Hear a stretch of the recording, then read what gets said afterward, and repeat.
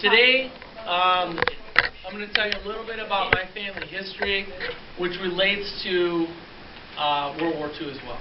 Okay, this is my dad. We're going to be referring to him throughout the story, all right, which is a true story, by the way. I'm going to start and tell you kind of like where he came from, then we'll kind of lead into World War II, tell you what he did during World War II, a little bit about his personality, some stories, even some music, and then I'll show you some paraphernalia from World War II, as well as some personal effects. So, if you guys want to, I've got some pictures direct. I haven't put them on. I haven't made them digital yet. So, please don't put too much of your fingers on these if you could. But these are some of these pictures. So this is my dad. I don't even know. This is July 24th, 1945, taken in Germany. His writing. So, he was born in 24, which I'll tell you in a minute. So he would have been what? He would have been 21. Okay. Edinburgh. That's Scotland. So he must have been there at one point. I was going to actually go to Europe and try to follow his footsteps in the war. However, I found out after doing research that where his army files were located, the building that was holding all these files, my dad's just happened to be in this building, burned down. Oh. And I can't do that anymore. However, I do know some of the places that he went, and I do intend to go there. So if you guys want to take a peek at these pictures, some of them are kind of small. Some of them are, military pictures. Actually, they're all military pictures, but some are postcards, and some have him in them. If you are confused and you don't know which one is him, I can always show you. All right. Some of them are kind of goofy as well. My dad was a really fun man. Everybody he liked him, and he always liked to goof around and stuff like that. But he could be serious when he wanted to as well. You'll see some bunkers. I don't even know where some of this. Let's see. You can read the map. Find out. So Salisbury looks like Germany. So you can go ahead and take a look at these if you want, and pass those around. Just please don't destroy them or whatever. These are the only ones I have. Yeah. Me too. My grandpa was in service. Yeah.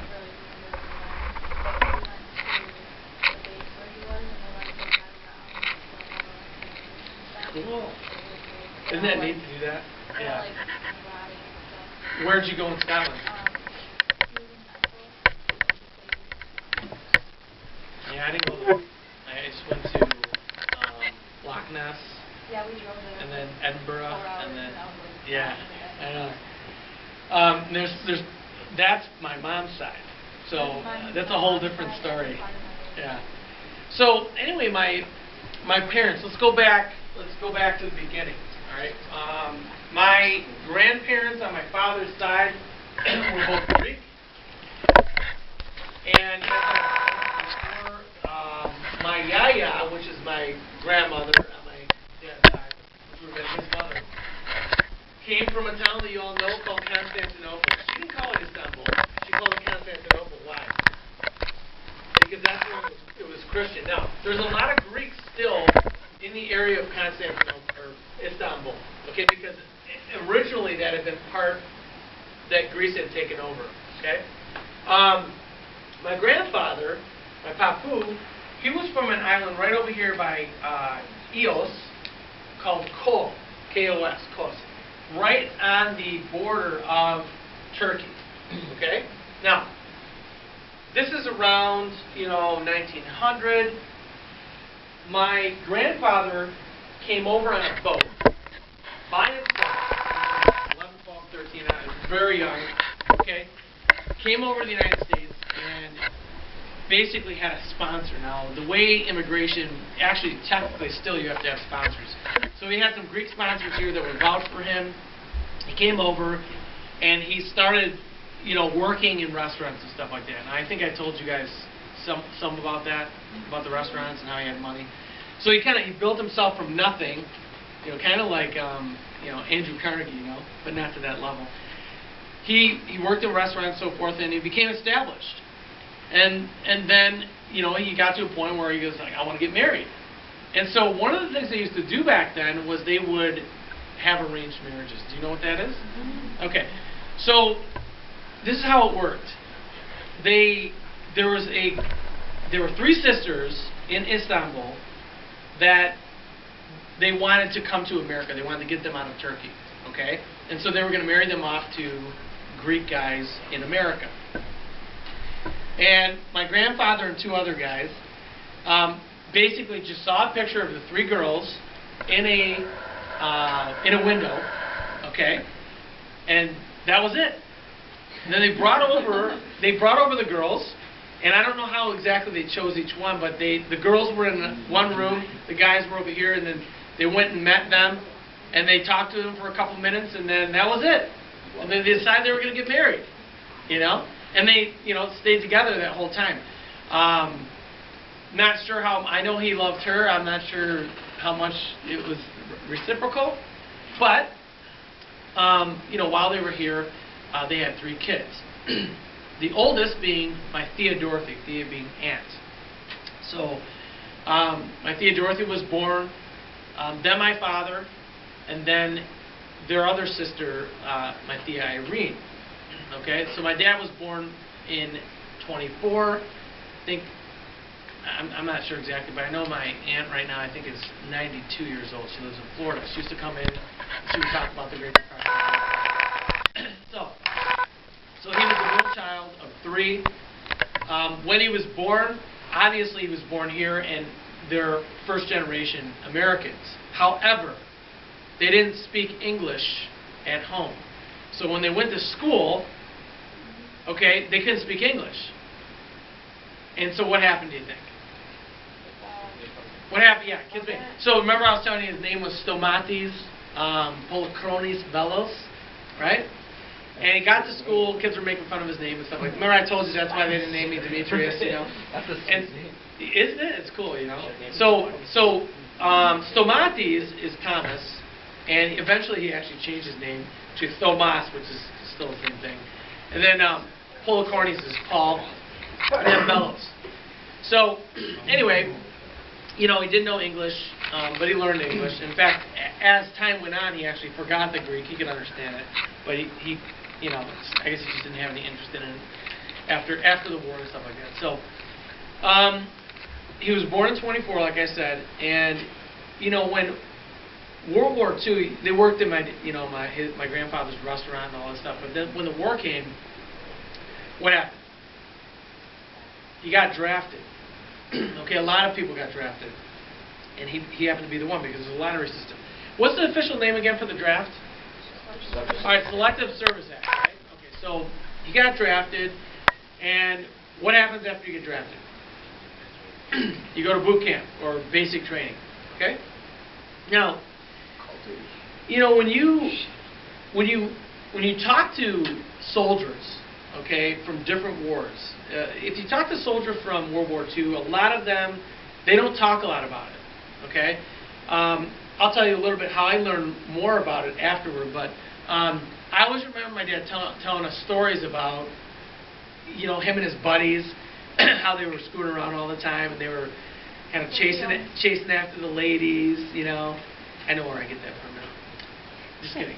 Anyway, I'm just kidding. But, no, seriously, he would tell us all the fun stuff, all the crazy stuff, but he never talked about battle, never talked about people dying, or, you know what I mean?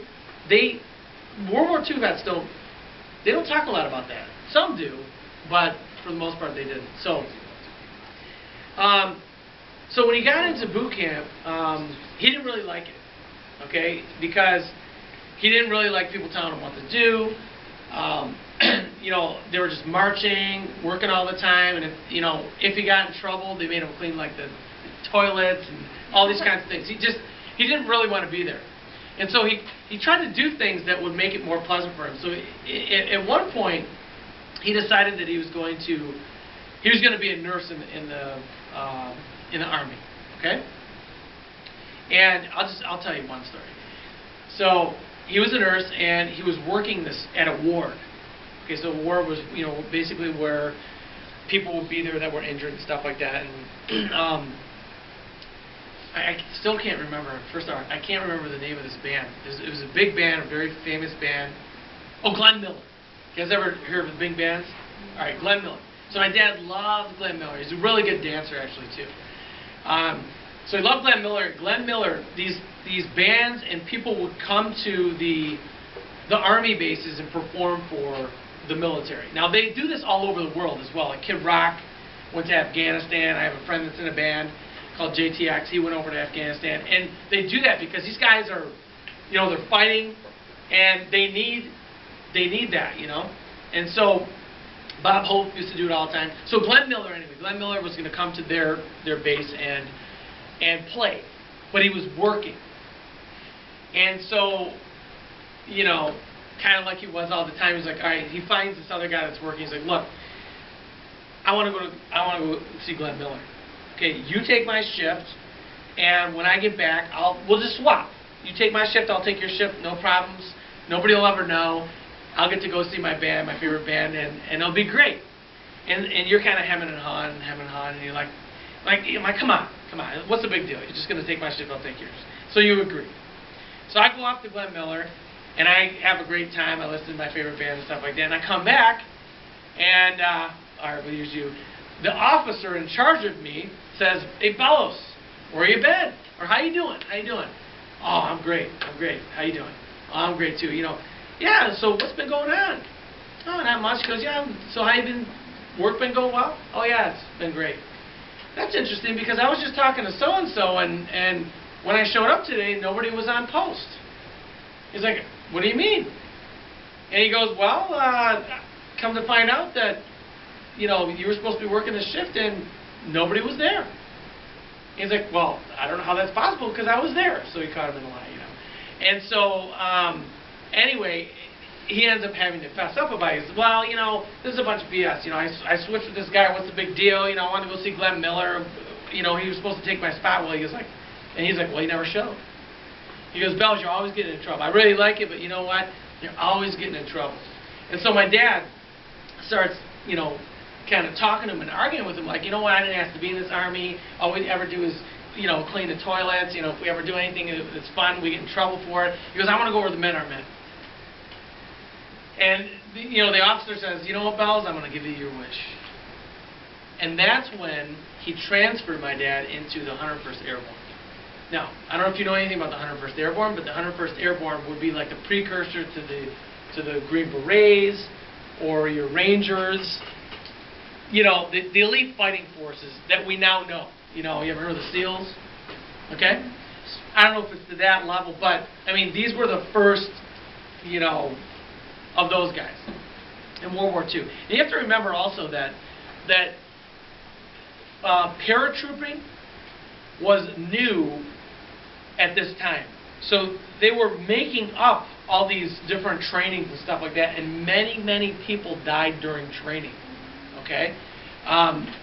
Every day people were dying in these training exercises to train these guys how to jump out of airplanes while people are shooting at you, you know? And so he ended up going in the 101st Airborne, which is a whole nother boot camp, okay?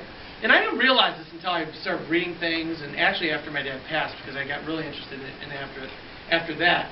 If you watch Band of Brothers, you realize that to wear that patch, I don't actually have the patch, but if you wear that patch, nobody can wear that patch unless you've gone through everything that a 101st Airborne soldier has gone through. And that means graduating basic training. Not everybody graduated. It's a weeding out process, you know. And so after you're done, you then have the ability and the honor of wearing the wings, okay? Now, you can see the patches with the Screaming Eagle and stuff like that in different movies and stuff, but this is one of the things he left behind, and if you guys want to pass this around, you can. So this is one of the insignias that they used for the 101st. There's a couple other ones too. I actually failed to mention first hour that my dad was also part of a experiment, which was gliders. Did you ever hear about gliders? They tried to use gliders in World War II to like sneak in on the enemy, but they don't have what? They don't have motors. Okay, so you can sneak in, but if they see you, you're what? A sitting a sitting duck. He was telling me on one training mission they had a jeep was tied up on the glider, and they crashed, and one guy got really injured and stuff like that. He was okay. He's like, I'm never doing that again, But if you want to see this one too, you can. This one, watch out because there's a pin on there. Okay. So anyway, so he went into the 101st Airborne and he graduated. So my dad became what is called a paratrooper medic. So if you ever notice on movies and stuff like that, who are the medics? The medics are the people that wear the what? The Red Cross. Why do they wear the Red Cross? Now this one would have been an arm one. They would have them on their helmets as well. You guys saw the helmet the other day, but I put it away. Why would they wear these? So that the enemy would know that they were medics, because they were not supposed to shoot the medics. Not supposed to. Okay. All right. So talking about, and my dad's like, they weren't supposed to carry weapons either. He's like, oh, I had a little gun down here and a knife back here, and he's like, I'm not going into battle without weapons. Are you kidding me? What if I get captured? So, and they did get shot, sometimes, but they're the guys out there trying to save the people that got injured or shot or whatever. So, so if you ever see this, thank you, Mr. B. So anyway, he went through basic training, and when they were ready to ship out, and remember, this is I don't know exactly when he started training, but it was in 44. So he's about 20 years old. He was born in January, so he's about, I don't know, 20 and a half or something like that. So what they're going to do is they're going to go over to England, and then they're going to get off the boat and do some training there, and then from there they'll then go on to mainland Europe. Okay? Now, when he was going over, okay,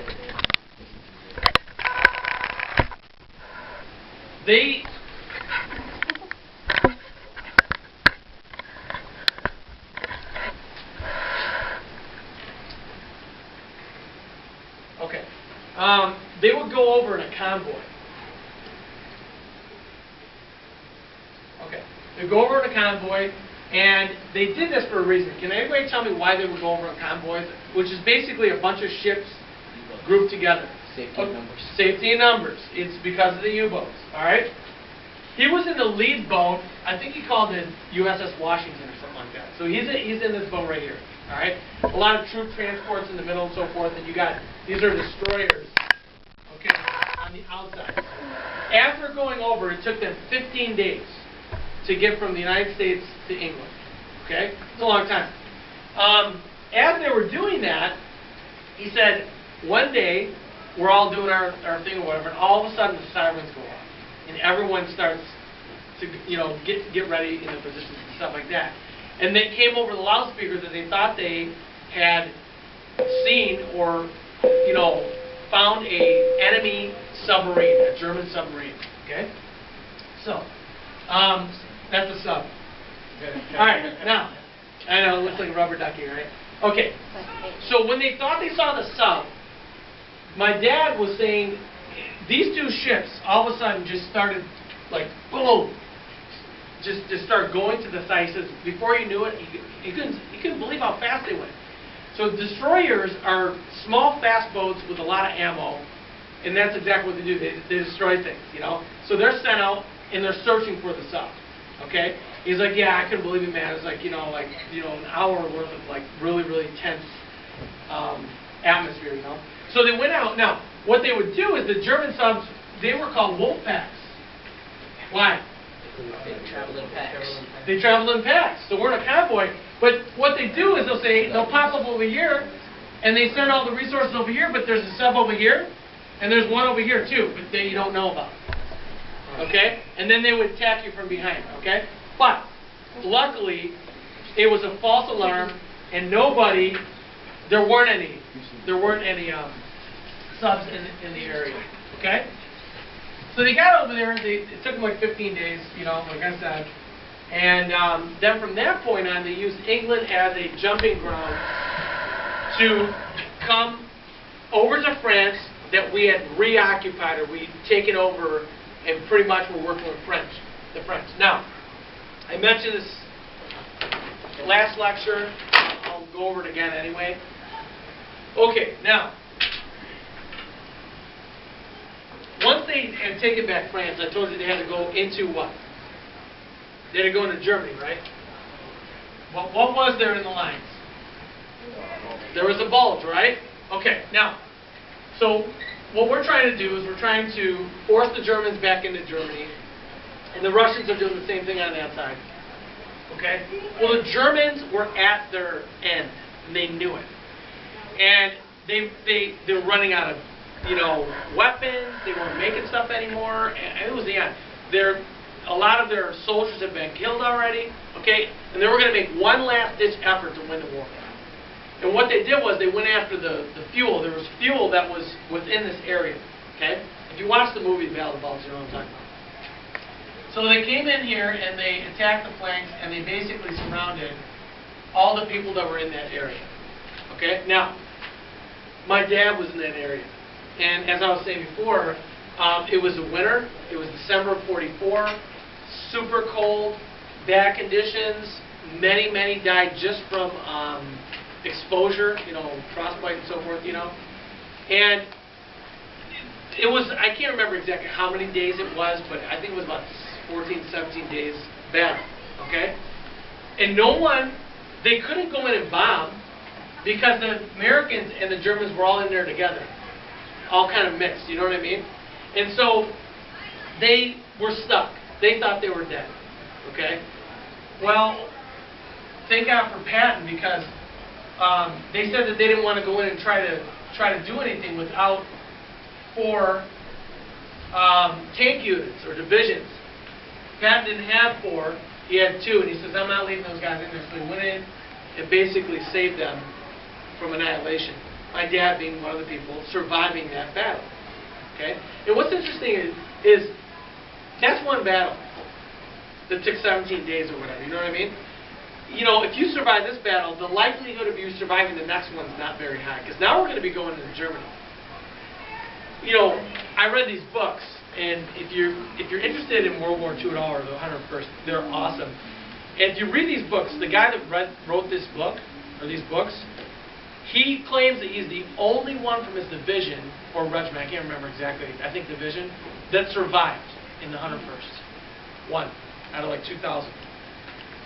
So it tells you how devastating it was to fight during this war, anywhere for that matter. Okay? And you're going towards the motherland, Okay, now, after that battle, the war wasn't over, they had to then push back into Germany, and my dad was part of that group as well. They get into Germany, and I don't know if you guys have ever heard of this, but it's called the Eagle's Nest. This is a mountain. Okay? That's snow. Alright? Anyway, up in the mountain, Hitler had a villa. Okay? He had a really, you'll see it in videos all the time and documentaries. He'll be up there hanging out on a ledge. This beautiful, like Bavarian, scene going on. Well, it was said that Hitler was seen at the Eagle's Nest. And the 101st were given the opportunity, they were fighting with the French to see who would go in there and take this place. But anyway, the 101st were able to go up in there, and guess who they found? They found Hitler there.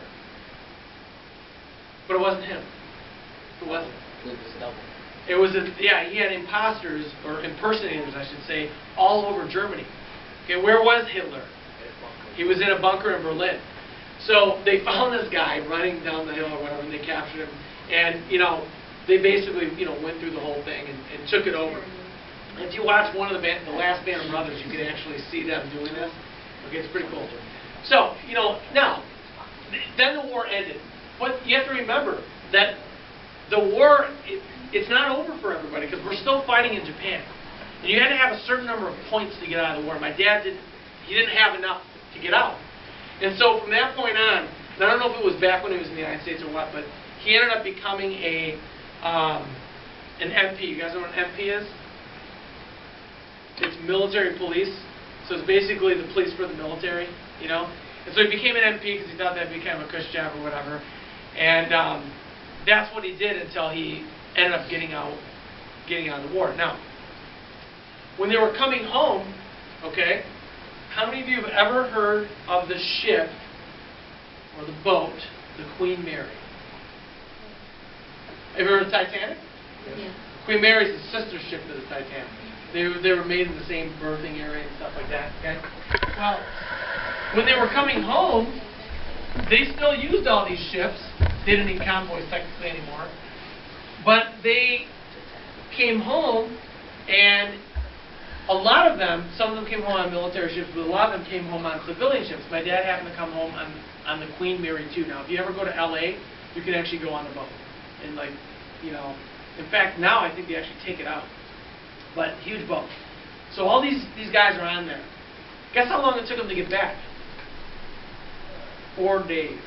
Does it tell you about the Queen Mary? It was a fast boat. You know, that's what the Titanic was trying to do. It was, you know, it was trying to beat the thing and then the iceberg. Okay. So they get back and they get into New York Harbor, and these guys are elated that they're back. They survived, and it's just like being an immigrant. They're coming into New York Harbor. What do they see?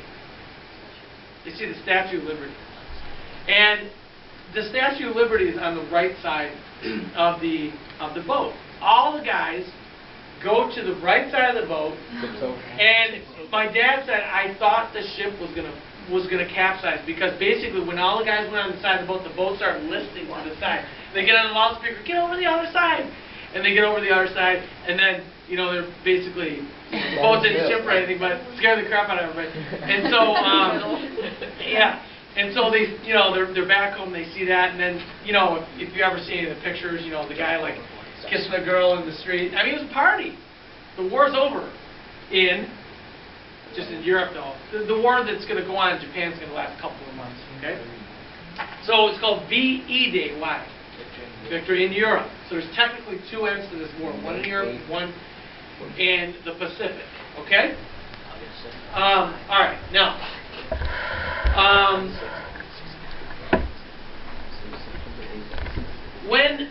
When we got back, okay, so my dad would tell us all these stories and stuff like that. So I never really thought of my dad really as a tough guy, kind of man, funny.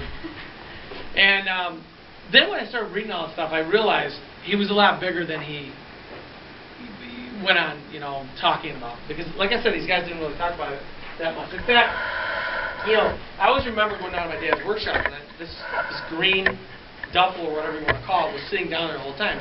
Never really paid too much attention to it. That's in one of the pictures, right? What's that? Probably. And all